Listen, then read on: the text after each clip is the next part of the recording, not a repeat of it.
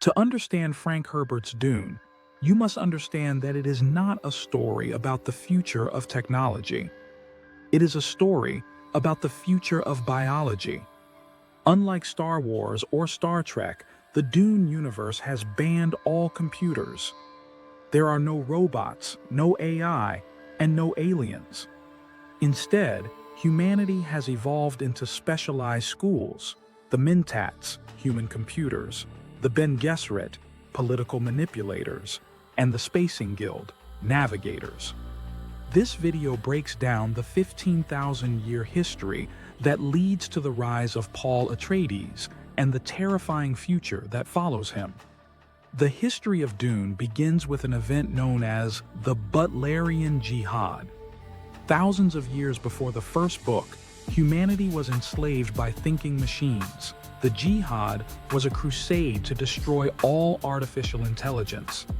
The resulting commandment became the foundation of the universe. Thou shalt not make a machine in the likeness of a human mind.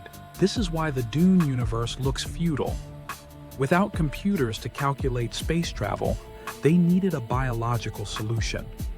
They found it in the spice melange, a substance found on only one planet, Arrakis.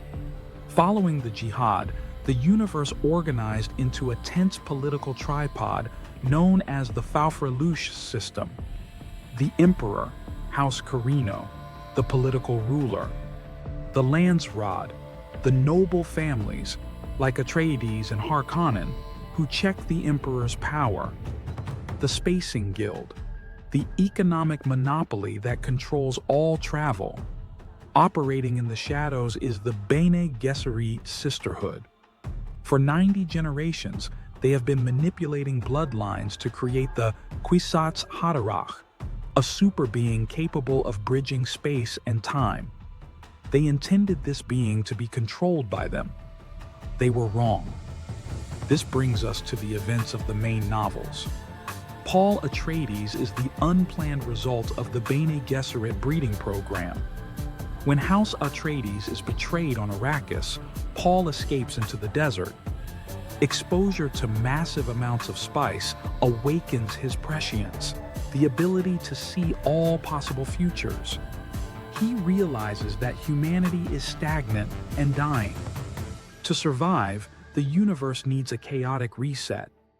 Paul accepts the mantle of Muad'Dib and launches a jihad that kills 61 billion people across the known universe, toppling the Emperor and seizing the throne. Paul's son, Leto II, sees a future Paul was too afraid to face. He sees Kralazek, the extinction of the human species. To prevent this, Leto II merges his body with sand trout, the larvae of sandworms, and becomes the God Emperor. He rules for 3,500 years as an immortal tyrant. His goal is the Golden Path. He oppresses humanity so severely that when he finally dies, humans will scatter across the universe in a chaotic explosion known as the Scattering, ensuring that humanity can never be hunted down by a single predator again. Dune is not a hero's journey. It is a warning about charisma and a study of human evolution. From the destruction of machines in the Butlerian Jihad to the scattering of humanity under the God Emperor, the lesson remains the same: survival requires adaptation.